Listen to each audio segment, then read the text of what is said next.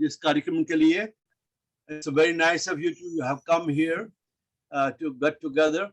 So it's all a pleasure. And we have double pleasure today because we have amongst us a great man.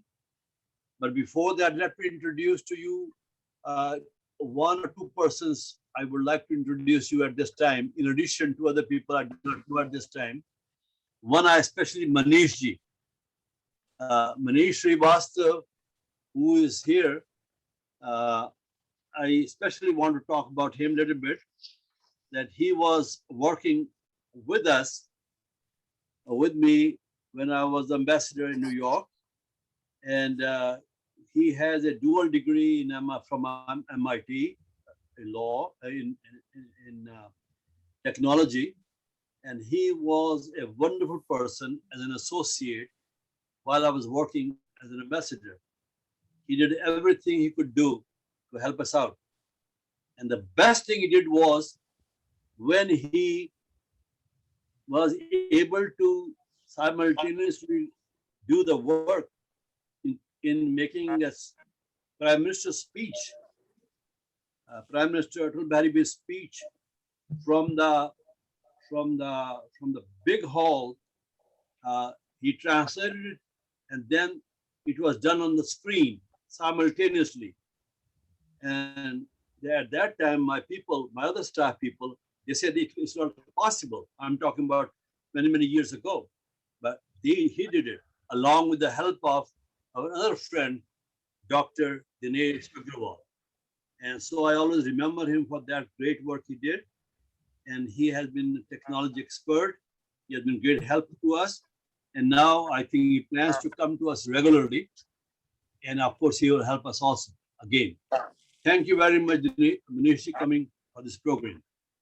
And so after that, I want to present to you the speaker of the day, the person who will make the presentation. And of course, we know everything about him. We have sent you all the information. So it will take a long time to talk about him, what expertise, his background, his accomplishments. But all said and done, he's a great friend, he's a great scholar, he's a great thinker, he's a doer, he's a visionary. And I was very pleased that once he came to my class, when I taught class a few years ago, in global law and practice, and he was there to talk to the students that they loved him. So because of that association and that knowledge about him, I requested him to come over, to come to speak to us. He's in California at this time, though he's from Louisiana, but he was kind enough, nice enough to come here. And of course, he has been a good friend of our community, our good friend, and the family's good friend. And therefore, I'm honored to present to you the great speaker of the day. Please go ahead. And you know everything about him. We have sent you information. Thank you.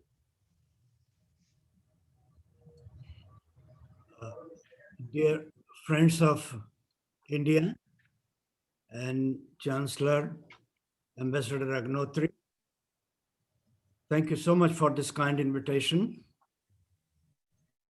I'm flattered. By the way, half of the world knows me through Dr. Agnotri. It's my honor to speak to you once again. I was there a couple of years ago at his kind invitation. Dr. Bhimrao Ambedkar, his legacy as a legend is the focus of my small presentation, and I like to emphasize his basic role, not much of his biography. Everyone knows who he was, but I will highlight biographical elements only when they are necessary. His varied contributions just cannot be compartmentalized. Therefore, my three-section, Ambedkar as a liberator of the Dalits, his role in independence, and his leadership in the Dalit movement. So let me begin first his role as a reformer, as a kind of messiah, if not God, and a great champion of the so-called untouchables. He was a fighter against oppression, especially for the liberation and freedom of the downtrodden, the so-called untouchables, under the hegemonic yoke of centuries-old caste system. Secondly, as an expert who represented India in various commissions and committees, his role during and after independence in India cannot be overstated. And lastly, I want to speak about his conversion to Buddhism as, as a fighter for the dignity of the common man, the Dalits, whom he represented vigorously all his life, and which remains his unrivaled contribution to humanity, I would say. So let's begin with his contributions to the Dalit movement. It's well impossible to critically appreciate the dynamics of Indian social system without considering his analysis and struggles. We are living through very difficult times. Not only the COVID and the plague, but the social plague that has been breeding in our society, even in this most advanced country, the violence against sex, violence against Asians, violence against marginalized people, it is despicable. And at no other time than currently situated as we are, a person like Baba Sahib Ambedkar has to be celebrated. This is probably his it is after 130 years that we have come close to his birthday. That was 14th April. We notice the pervasive failure of our judicial system. And it is almost embedded in our culture, where murders, mayhem, corruption has become new normal. And this breeds inequality and injustice. Dr. Ambedkar experienced, studied, understood the basic causes of decadence of India. Though Mahatma Gandhi was the pioneer for the movement against untouchability and injustice against Harijans, Dr. Ambedkar remains unmatched. He brought not a kind of, but a real revolution in Indian culture. And he not only lectured and practiced law, he implemented and fought against the values and the dignities that he always cherished. He had suffered indignities unspeakably, endlessly, before and after he went to USA and England for further studies. He could not get even a glass of water in his school without dehumanization.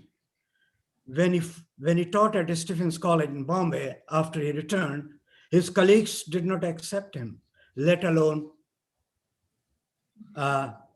tolerating his brilliance. There is a significant difference between Ambedkar and his contemporary leaders, including Jawaharlal Nehru and Mahatma Gandhi. they all benefited from caste system, whereas Ambedkar suffered. They all sustained and promoted casteism, while Ambedkar attempted to annihilate this age-old mythologized, institutionalized slavery in the name of karma and dharma. Today, the power structure, the pyramid of hierarchies has tumbled down. But populism may not ultimately achieve what Dr. Ambedkar has tried to accomplish in his lifetime. Briefly, as a Dalit liberator, born in a Meher Dalit caste, taking home every day from a school over which he used to sit in the school. And once he wrote, no peon, no water. If there was not a high caste Brahmin to offer water, he would remain thirsty. He was tremendously influenced by John Dewey, a well-known sociologist and social philosopher in America. And in 1960, he presented in a seminar to his professor a seminar on caste in India, their mechanism, genesis, and development. I believe it ultimately became his most famous book, Annihilation of Caste. Dr. Ambedkar opposed the Aryan invasion theory. He considered Shudra as of Kshatriya Varna. He agreed with Marx, but did not agree with him about everything that Marx tried to historialize in a very revolutionary manner. I may humbly submit here, probably Dr. Ambedkar did not fully understand Marx. Recently, as you know, a French philosopher, Thomas Piketty, has published two amazing books which have become household names.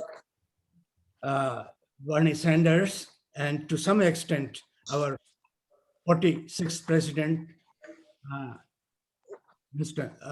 Biden, their improvement, their emphasis on social economic justices is largely influenced by Piketty. So he could not get Bharat Ratna until 31 years after he passed away.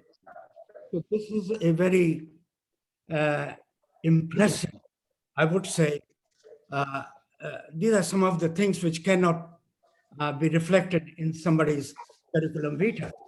But this is an occasion to remember and eulogize and memorialize those kinds of things.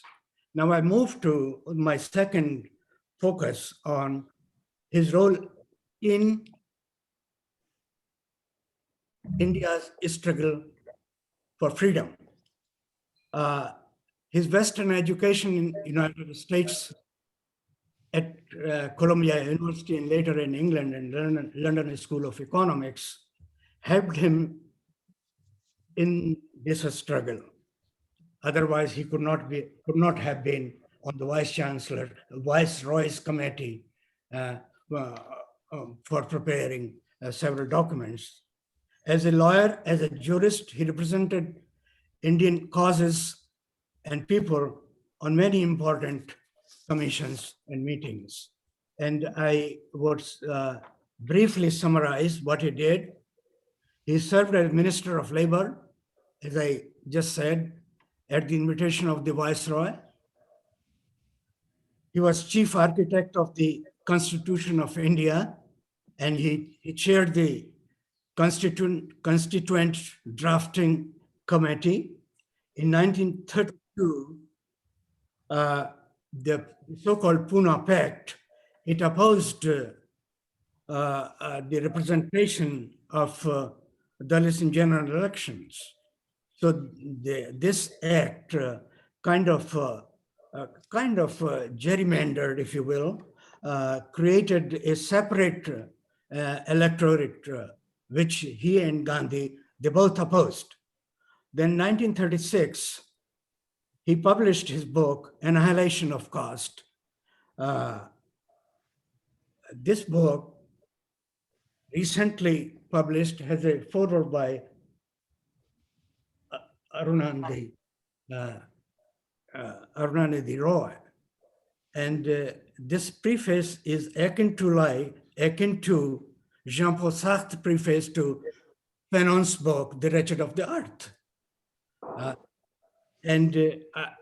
I summed that because if you read both the preface and this book, you begin to feel ashamed of yourself. Man, that I'm a part of that wretched legacy which dehumanized much of our humanity in our own religion. So then came the Lahore resolution in 1940. He submitted a 400 pages document, which became the framework for what gave Pakistan their own homeland. Nonetheless, he had opposed Article 370, which recently was revoked by our Prime Minister. So these contributions and his services to these causes in so many important committees and commissions is something to be very proud of. In this role, that accounts for most of the what became the affirmative action was a result of his service in Nehru's cabinet as Minister of Law and Justice, uplifting the destiny of Dalits. The abuses of reservation and quota system have had their abuses. They continue to be there, but this is not Dr. Ambedkar's fault. And this is not the fault of his philosophy. It is the fault of our failed policies and our leaders. Our democracy, one can argue, is quite dysfunctional, at least when it has become so populist. I've never enjoyed, by the way, 15th August 1947 as an Independence Day. I called it Balkanization of India, partition of India, the death of India's soul and humanity. And I fervently believe in this. The colonial rulers had their nefarious motives to invent the two-nation theory over which Pakistan assumed a different identity from all of us. There are different theories. So I'm not going beyond the scope of my observations and my major theme, but I like to summarize one thing. If you read Naren Singh Sarila's book, Shadows of the Great Game, the untold story of India's partition, you will tend to believe that Nehru, Jinnah, Gandhi, they had practically no role in partition. We say they were responsible for partition. It was already decided by Churchill. He went to Washington, D.C. and met FDR and lied to him and told him that Hindus, he spoke unspeakable words. He lied. And then FDR told him, it is your business, but I would not like to say India's Balkanization. Therefore, I'm saying India's Independence Day was not Independence Day. It was a Balkanization Day. So this is the end of my second section, and coming back to what I call Ambedkarian uh, praxis, I borrowed some concepts from a very famous Brazilian philosopher, Paulo Freire, whom I used to teach in my classes. His concept of conscientization was really, before it was invented, was really invented by Ambedkar. And it was he who transformed, deconstructed the whole culture by his conversion to Buddhism at the expense of so many abuses and negative comments. Even Gandhi did not agree with Ambedkar, and he couldn't care less. He did respect Gandhi, but he maintained his own point of view. He once said,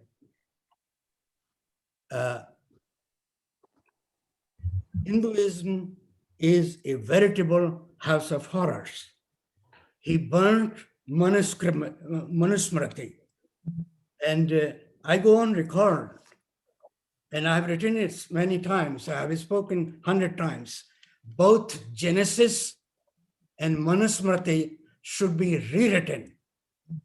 I did not have the opportunity to burn, nor I would like to burn any book for that matter. There's an old saying, those who burn books, they burn people.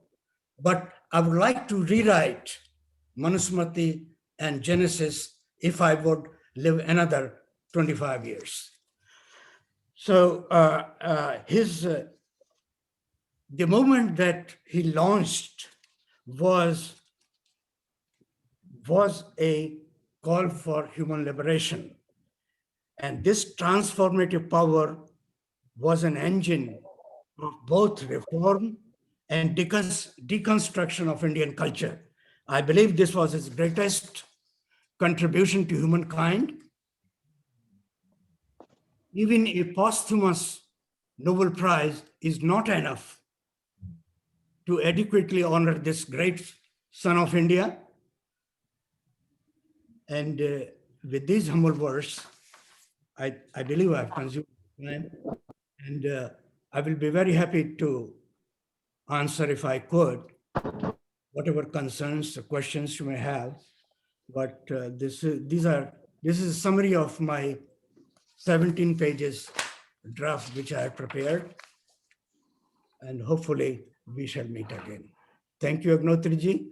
Kindly convey my regards to Emily Shaffett, who has facilitated this meeting so brilliantly, and I'm very grateful to her. Thank you all. Thank you. Such a great presentation. Anybody? Now let's talk to him, please. Any comments you want to make? Anything you want to add on? Whatever. Can I ask something? Please go ahead. Thanks, Sarmaji. It's a very nice. I think it was very enlightening, especially when we are celebrating 130th birthday for Ambedkar. Sometimes I'm confused because he was highly educated during that period. We had many leaders, outstanding leaders, but as far as education goes, he was the one who was educated from Columbia, London School of Economics. And besides his caste, yes, caste was a factor at that point of time. How was his relation with Gandhi? Because both were at some point discussing or doing something for Harijan movement, and Gandhi was doing for quite some time before Ambedkar came, and he took that social cause on his shoulder. So can you help us understand these two great leaders, are their relations? I think their biographies, their own convictions, they speak for the differences. Even when the, the so-called Pune Act in 1932 was being discussed. At the conclusion, mm, Madan Mohan Malvi represented Hindus and he represented the Shudras. Gandhi called them Harijans, he called them Dalits.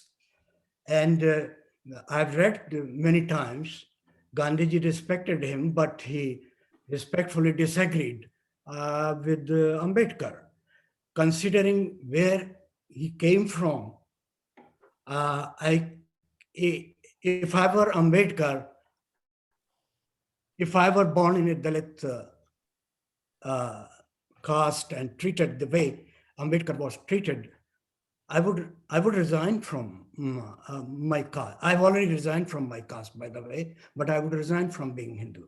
It's not my achievement that I was born and raised in a Brahmin family. It's just a biological accident or ontological happening.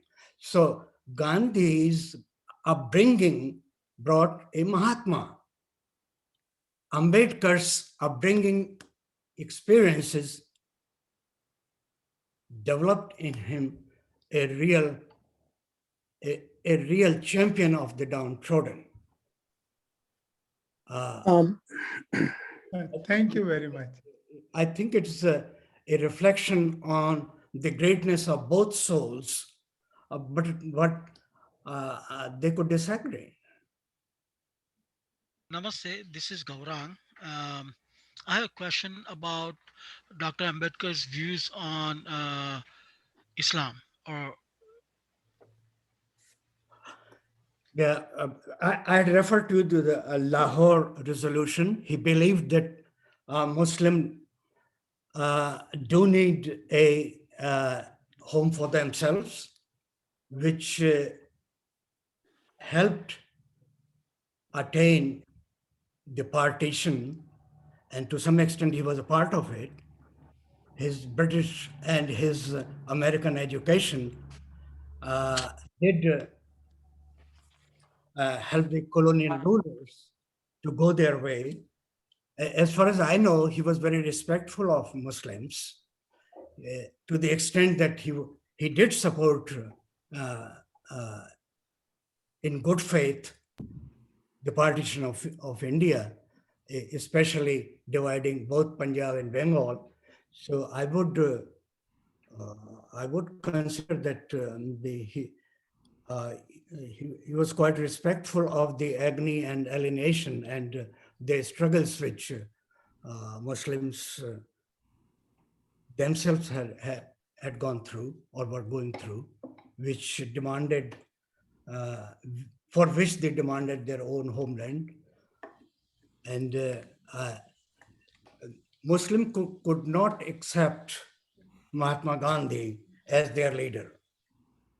Therefore, they chose Jinnah. But if you read Naren Singh Sarila's book, the one that I referred to you, both in my, I've never been a historian, but I have great respect for history. If I were to re-educate myself, I would study nothing but history. Naren Singh Sarila has documented the fact that the decision for partition had already been taken in England against FDR's opposition, and since both Gandhi and Nehru refused the American bases,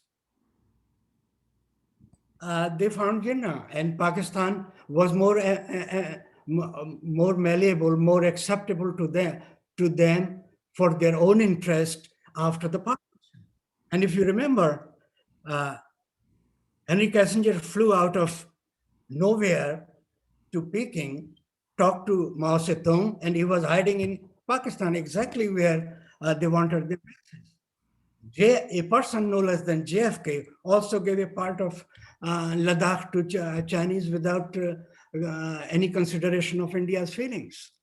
So my post-colonial understanding of the rulers, the colonial rulers' rule is very critical of the partition. Let me respectfully submit to you.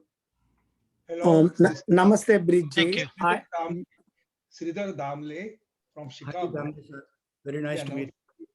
I did a MA in history, and I did a research on partition time. So I Yeah. did a research. So I'm talking about. I'm not correcting you, sir, but I'm adding the information about Dr. Ambedkar. Number one, about his thought about Pakistan. Ambedkar was one of the few Indian leader, apart from Punjab, Lala Lajpat Rai, Lala Hardaya, few Indian leader who understand what is Islam and what is the social mindset of Indian Muslims. So when he wrote a book, according to news report in the Hindu paper, Chennai, 1944, while writing on his book on Thought on Pakistan, he did talk with many times with Veer Savarkar. And Ambedkar and Veer Savarkar has common analysis about the Indian Muslims and Islam, number one.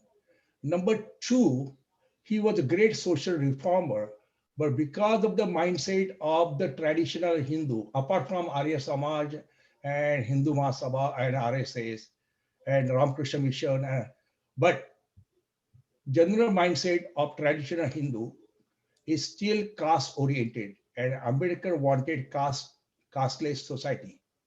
And while during my interview on book about the RSS, I did interview Bahasib Devras, and I asked him the question, what kind of the Hindu society RSS look forward in 21st century, casteless or caste coordinate? And his answer was, which is practical today, that we wanted casteless, but caste has been important factor in Indian life for thousands of years. We do not know how many centuries it will take to eliminate it. So still that we want to have caste coordinate means without caste ego. That is answer, the very good answer. But my point is that Ambedkar is a great social reformer. No doubt he educated in abroad, but his thought process was influenced by Gautam Buddha, Mahatma Phule, and rationalists from Hindu thought. Many times we forget, we get under the influence of Western scholar. We forget the impact of the Gautam Buddha and Mahatma Phule upon Dr. Ambedkar. Number three, he was a great Sanskrit scholar. He was denied studying Sanskrit at the college, high school and college, but he studied the Sanskrit. And he was a person who advocated Sanskrit should be Rajya Bhasha, means the national language.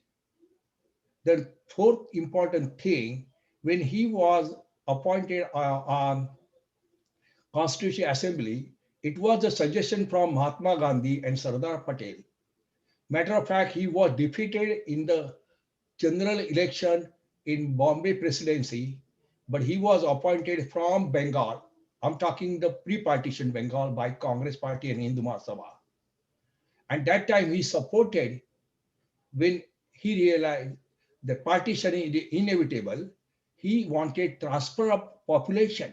He was among the board leader of Indian community advocating transfer of population. And when many people, including Jawaharlal Nehru, call is an absurd idea, he gave the example of transfer of population between the Greek and Turkey. And apart from these things, then he advocated for common civil code bill, which Nehru avoided and introduced only Hindu code bill. About 370, he refused to introduce 370. Nehru used most obedient servant of British Empire, Gopal Swami Iyengar, to introduce the 370 bill. So from my point of view, Ambedkar is a social reform, Hindu social reformist. He accepted Buddhism because it is within the Indian ethos. He was offered that time crore of rupees by Nizam to become a Muslim. He was offered the money by missionary, but he accepted Buddhism. So he stayed within the Indian ethos or Hindu ethos. And most important thing, he was very strong critic of Marxism. So when you look from Ambedkar, we had to look at from this point of view. Many times we get carried away by Western analysis of Dr. Ambedkar. Thank you. Thank you for adding historical notes to some of my comments, which I never pretended to be all inclusive. But I have no idea what went on between Veer Savarkar or Ambedkar. So if that is a part of your research, thank you for adding to this conversation. I never said that he opposed Sanskrit. I never said so many things what you indirectly alluded to. And in fact, I agree with you all that my time was limited. In the beginning, I said I will confine to only these three areas. It does not mean that his contribution beyond this did not exist or mattered little. Okay, let's apply, please. Yeah, Damlaji, let's have. One sentence. His lecture, your lecture is very informative and educating to all of us. Thank you, sir. No, thank you. Please, let's have somebody else. Can I ask a question? Yeah, this is Satya. Can I ask a question? Please. Sure. Yeah, I want to share a photo that's from the Untouchable book. 1 second. From this Untouchables, why were they and who were they and why they became untouchables by B.R. Ambedkar. And in that he writes, I'm not able to change, and I will read it.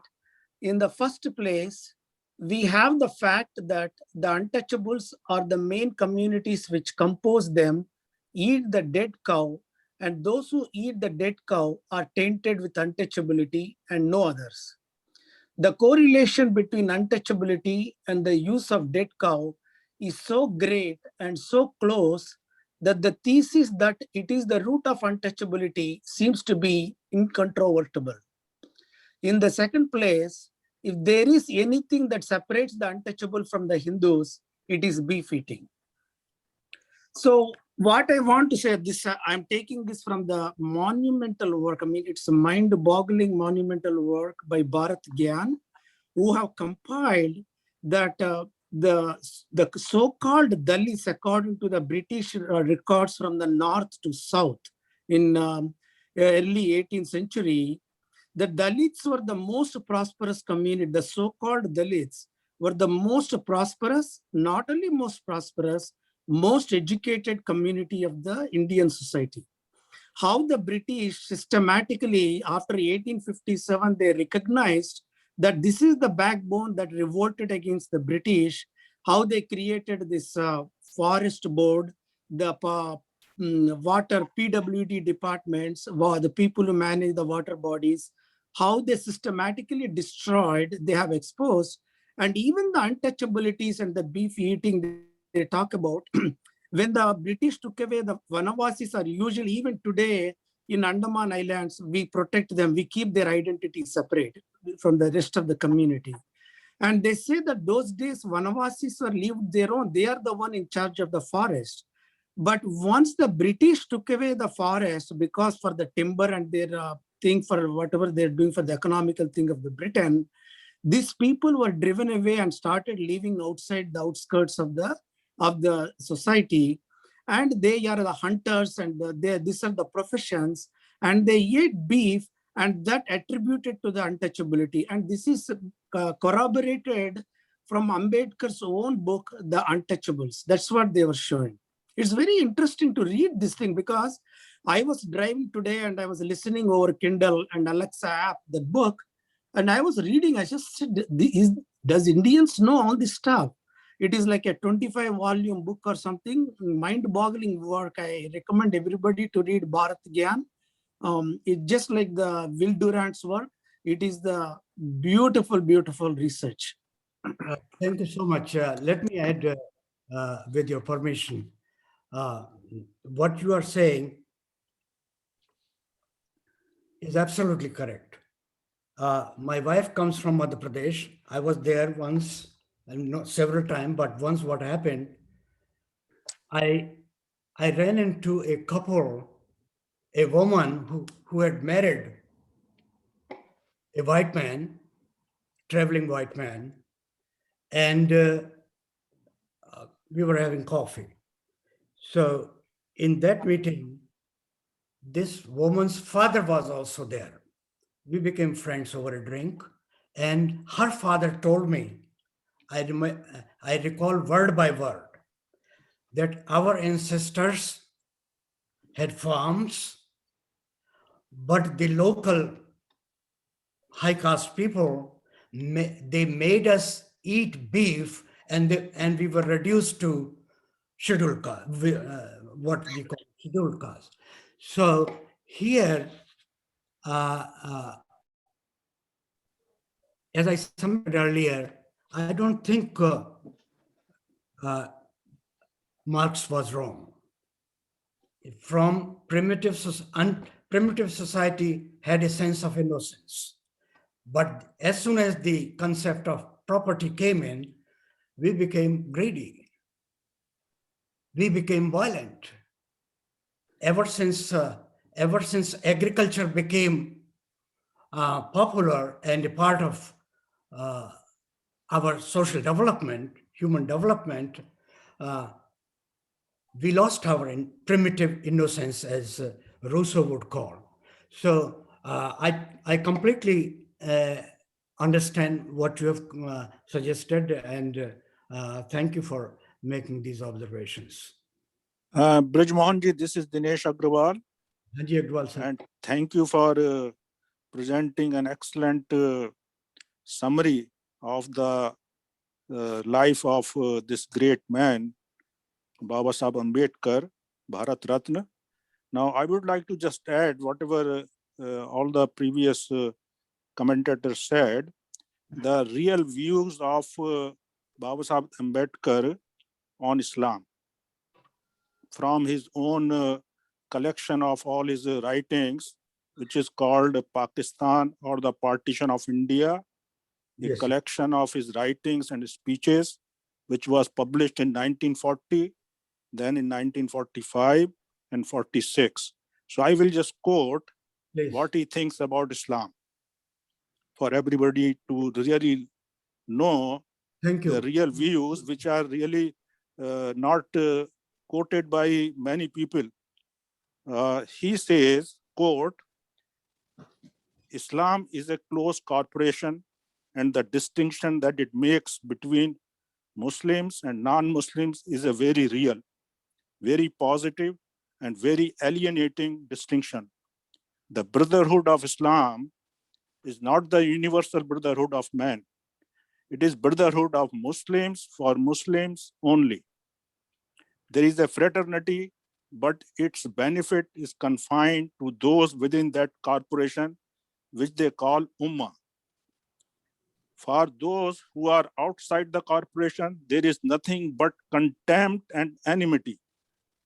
The second defect of Islam is that it is a system of social self-government and is incompatible with local self-government, because the allegiance of a Muslim does not rest on his domicile in the country, which is his, but on the faith to which he belongs. There is my country is unthinkable. Wherever there is the rule of Islam, there is his own country. In other words, Islam can never allow a true Muslim to adopt India as his motherland and regard a Hindu as his kith and kin, unquote. So that summarizes what he used to think about Muslims and why he did not go to accept Islam, but Buddhism. Buddhism is a part of Sanatan Dharma. So he remained in the Sanatan Dharma.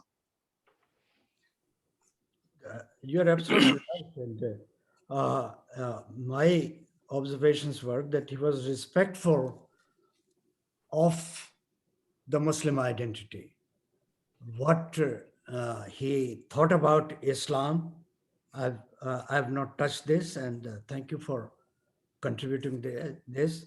But Buddhism was a negation of Hinduism in many ways. There is no war, there is no God in Buddhism. It's a different thing that even today some Buddhists have become very violent to the extent of committing a mayhem, as you all know. So we are not talking about the bastardization of some of those finest values. We are simply there is no, yes, there is Buddha is universal. In certain ways, Islam is, but Buddhism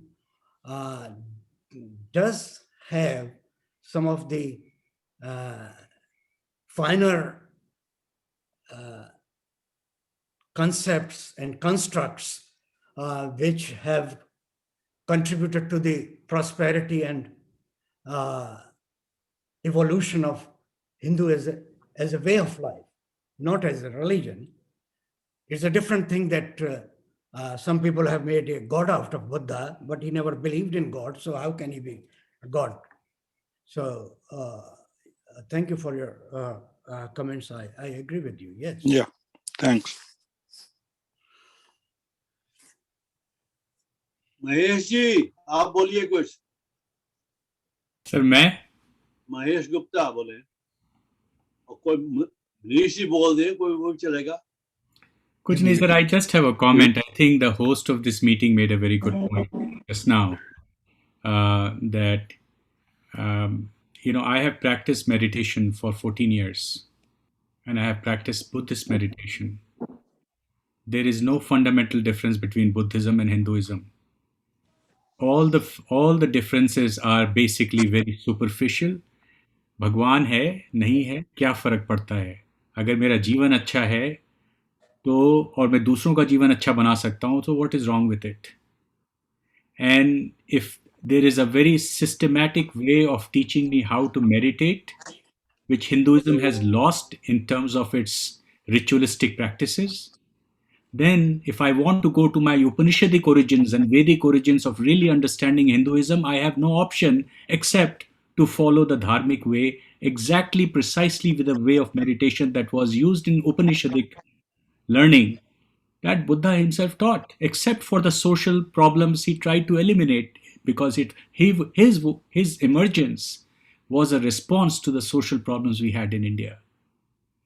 And thank you for your wonderful talk.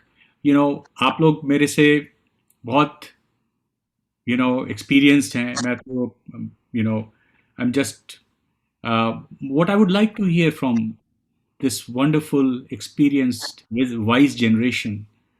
How do you take the ideals of someone like Baba Sahib Ambedkar and transform the country, positioning today for tomorrow in practical ways, rather than getting stuck into paradigms and intellectual constructs which may not really apply to the needs of the people of India today?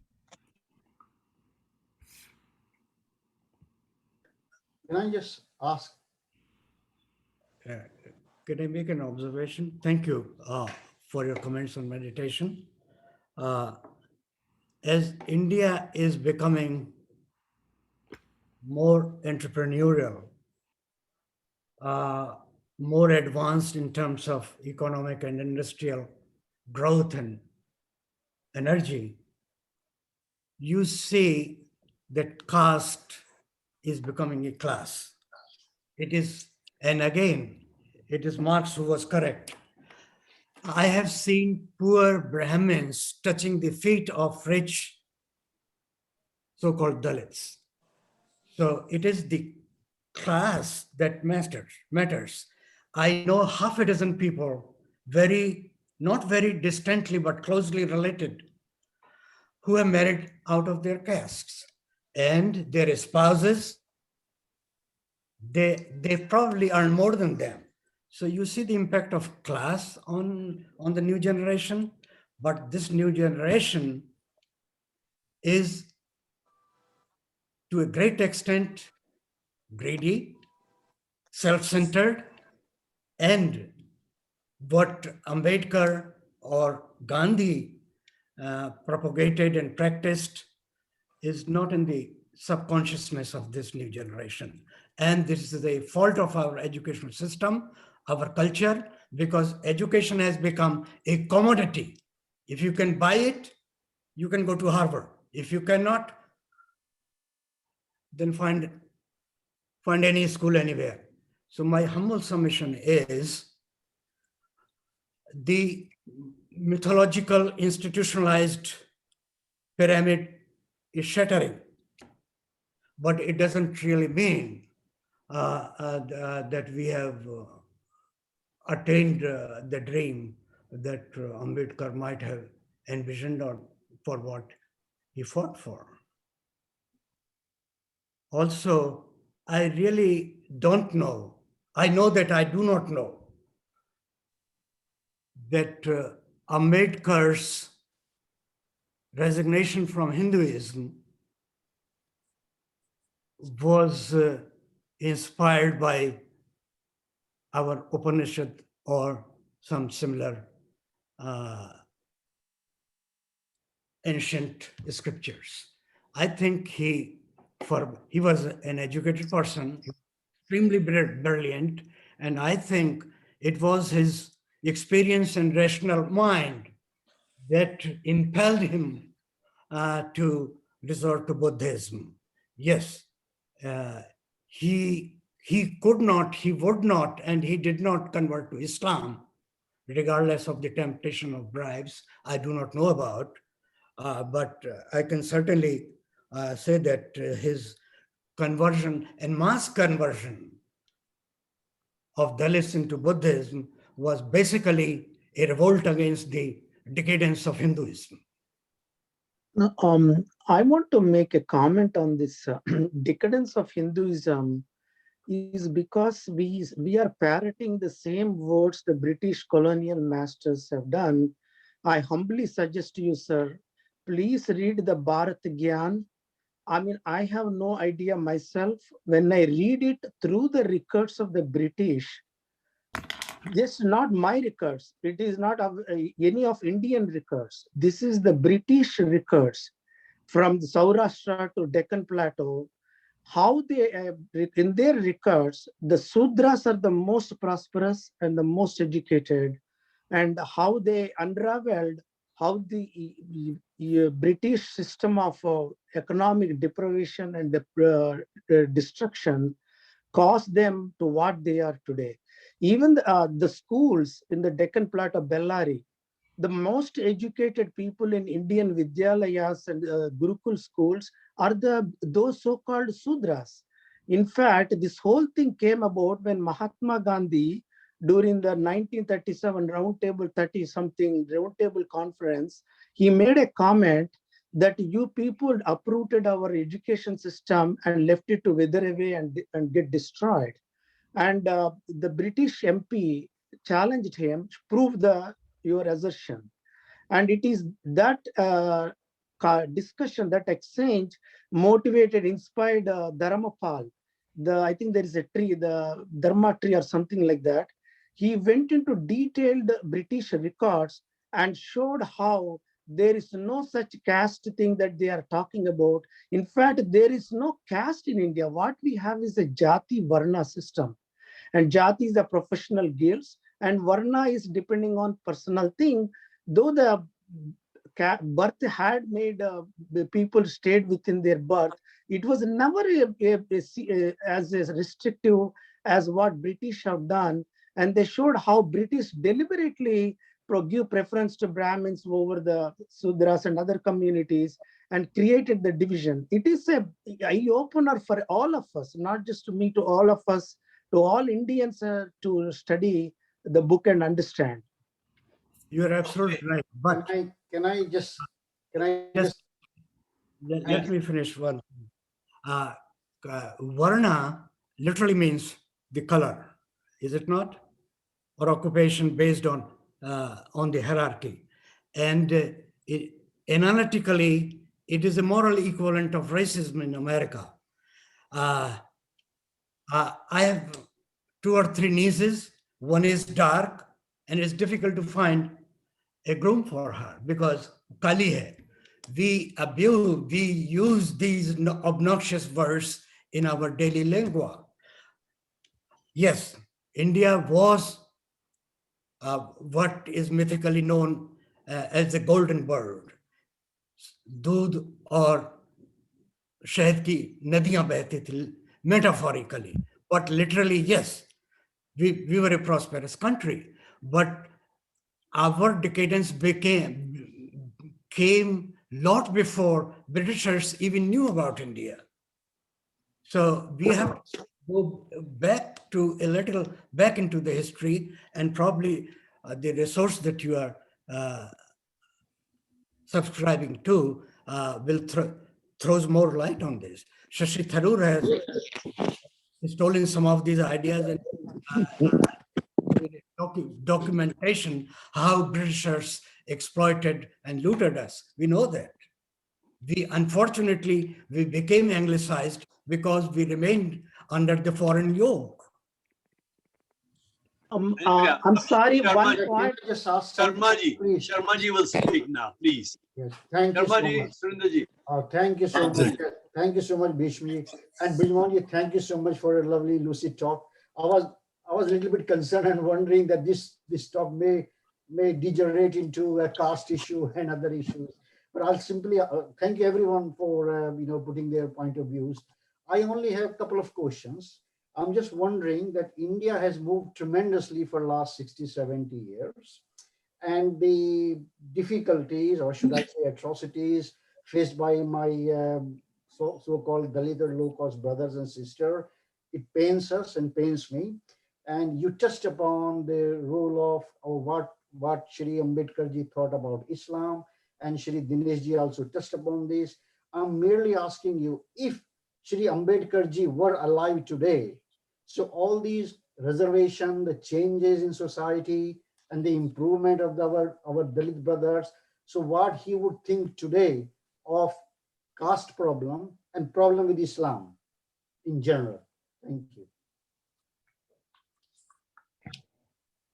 Did you ask me to respond to you? Yes, or? please. Yes, Brij Mohan ji, yes. What Shri Ambedkar ji would think if he were alive today? Honestly, I think he would continue to be a champion of the downtrodden, regardless of the castes, because to a great extent, besides being a Buddhist, there is a great relationship in Marxism and Buddhism.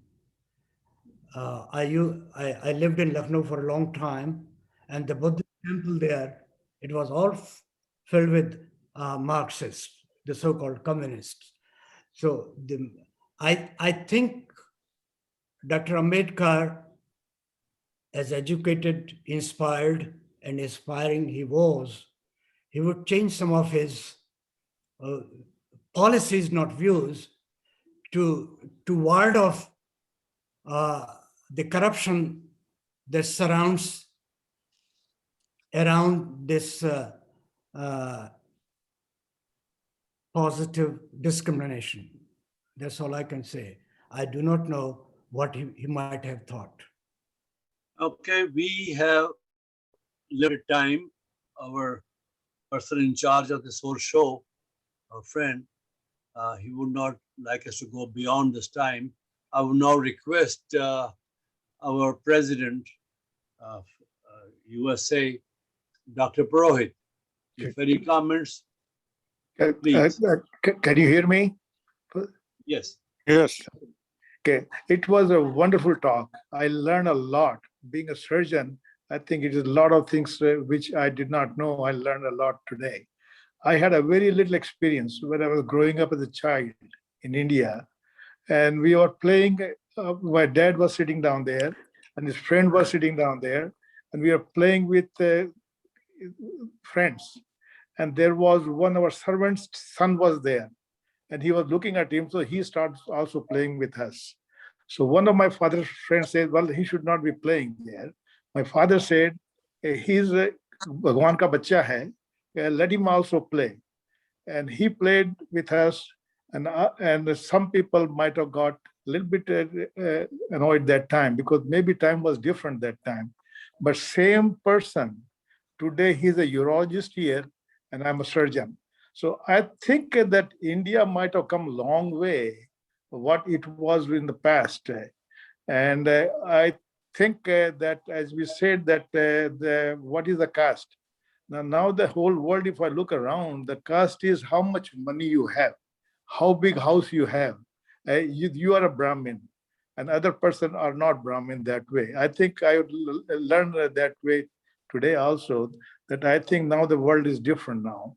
And the Brahmins is maybe poor, he may not, he may be middle caste, and the Dalit may be very rich, he's honored well. So I think if I learn at Ambedkar's, what I understand, what my reading is, I'm a surgeon, so I don't have much knowledge what you people I learned from today. Ambedkar was the most ambitious leader. He was pursuer of thoughts, very strong-willed, determined, discreet, and courageous.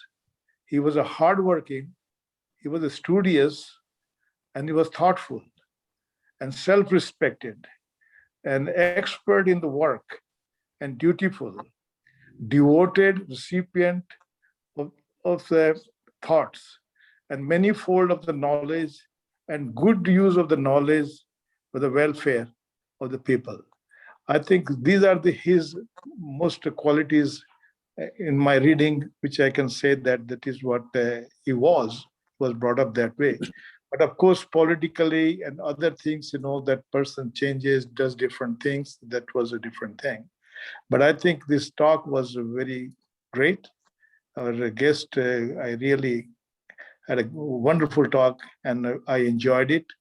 And I had a lot of our people who asked the questions, and also that was very genuine and they were knowledgeable. So I really respect all of you. And I think it was a wonderful talk, and I think I remember that. And I really honor our guest, and very respectful, and the way he presented, it was a very nicely done. And I thank you very much for spending time with us. And it was a great pleasure to see you all, and also wonderful talk. Thank you again. Thank you, sir. Okay, thank you very much, all of you. And stay in touch, come back again.